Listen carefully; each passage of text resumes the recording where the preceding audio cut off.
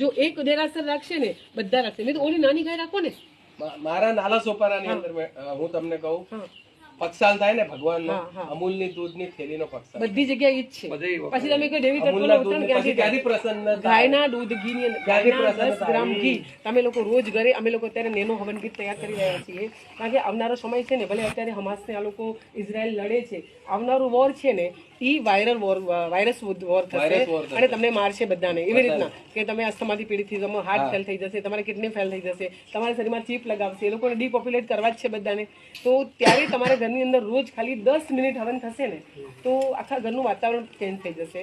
અને જે અત્યારે પ્રોપ્લિન વાયુ છે જે ઓપરેશન થિયેટરમાં વપરાય છે એ સિન્થેટિક વાયુ બહુ મોંઘું આવે છે. કારણ કે અંદર શરીર ખોલી નાખે એટલે કોઈ જર્મ્સ કે વાયરસ અંદર ન જવા જોઈએ. તો એ સિન્થેટિક વાયુ એટલું મોંઘું છે. તમે ગાયના ઘીનું ખાલી 10 ગ્રામ ગાયના ઘીનું તમે ઘરમાં હવન કરો તો 1 લાખ ટન કાર્બન ઓક્સિજનમાં ડાયવર્ટ થાય છે, કન્વર્ટ થાય છે અને પ્લસ પ્રોપ્લિન વાયુ પેદા કરે છે. એ નેચરલ ફોર્મમાં થાય છે. તમારે મસ્તીથી ખરેખર જીવવું હશે ને તો આવી પ્રાચીન પરંપરાઓ પાછી લાવવી જ પડશે. એટલે આ લોકો હવે કદાચ મારું નેક્સ્ટ સન્ડે એક ભાનુશાલી સમાજની જ આખી ઝૂમ મિટિંગ છે અને આપણે 100 પરિવારોનો ત્યાં ટાર્ગેટ કર્યો છે. 100 પરિવારના બધા એનાલિસિસ કરવામાં આવે છે, એના બોડીમાં શું શું ફરક છે. પછી 90 દિવસ સુધી જંક ફૂડ નહીં ખાય, ગૌ આધારિત ખેતીથી ગાયનું દૂધ, દહીં, ઘી, છાશ અને એના ખેતીથી ઉત્પાદિત અનાજ, ઔષધિ, બધું ફળ વગેરે એનાથી લેશે. પ્લસ તેલ છે આપણું કોલ પ્રેશરનું આવશે, ખાંડ ભૂકી છે એ પણ બધું ઓરિજિનલ જ આવશે. તો પછી આપણે દવાઈ કોઈ નહીં અને પછી પાછા 90 દિવસ પછી એનાલિસિસ કરવામાં આવશે. હા, તો થાય જ પરિવર્તન. જો માણસની સાથે સાથે ધાતુઓમાં પરિવર્તન આવે, એના સ્વભાવમાં પરિવર્તન આવે, એના આત્મામાં પરિવર્તન આવે તો શું કામ ના આવે?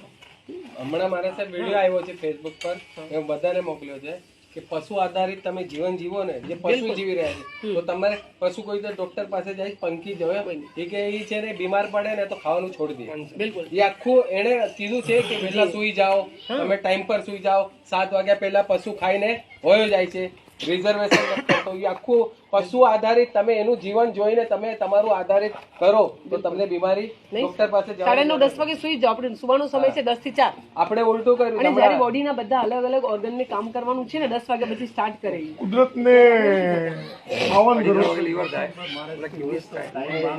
તમે ગુજરાત સર કે 31 દિવસે નહીં હવે અમારે 10 જાન્યુઆરી સુધી ત્યાં પહોંચવાનું છે. રોજના 20-25 કિલોમીટર વિહાર કરશું ત્યાં. આજે કેટલો કર્યો મારે સાહેબ? ગિરનાર ધામથી ને 18 કિલોમીટર. 18 કિલોમીટર કર્યો. કાલે અમે બપોર પછી કાલે ડાયરેક્ટ નાગેશ્વર ધામ. હા, કાલે આજે નહીં, કાલે કાલે ધજા છે, ભગવાન ધજાને છોડીને ન જવાય. વાગડ ગુરુકુળમાં ધજા એટલે ધજા પતાવીને અમે બપોરના નીકળી જશું. એટલે બાકી કોઈ પ્રોબ્લેમ નહોતો. હવે આ લાસ્ટ યરથી ફાઇનલ થયેલું હતું. એટલે તો તમે એ ઝૂમ મિટિંગમાં પણ જોડાજો અને તમારા જીવનમાં પરિવર્તન કરો, મસ્તીથી જીવો. ભગવાને મનુષ્યનું જીવન આપ્યું ક્વેશ્ચન છે કે આપણે કેવી રીતે ખબર પડે કે ઓર્ગેનિક છે કે ઇનઓર્ગેનિક છે? તમે ડાયરેક્ટ કિસાનમાં, અમારી પાસે આખું કિસાનનું ગ્રુપ છે જે કિસાનો ઓર્ગેનિક કરે છે. તો કિસાનની વચ્ચેના જે વચેટિયાઓ છે ને એ નીકળી જશે અને કિસાન આપણું છે ને આત્મનિર્ભર બનશે. આ જગતનો તાત છે. ખેડૂત છે એ જગતનો તાત છે. તો એને પણ આપણે આત્મનિર્ભર બનાવશું. ડાયરેક્ટ એની સાથે કોન્ટેક્ટ કરાવી દઈશું. તમે જે કંઈ જોઈએ એની પાસેથી મંગાવી, એની પાસેથી લઈ. ખેડૂતો પણ થાય કે યુરિયાનો નથી નાખતા. જે નથી નાખતા એનો જ નંબર આપશો. ઓર્ગેનિક જે અને જે વીગન લોકો હોય, જે milk and milk product, vegan પરંપરા આપણી છે જ નહીં. આપણે તો લાખો કરોડો વર્ષથી દૂધની પીધી જ નહીં. હા મારા સાહેબ, આ મારા સાહેબ આ એક મુદ્દો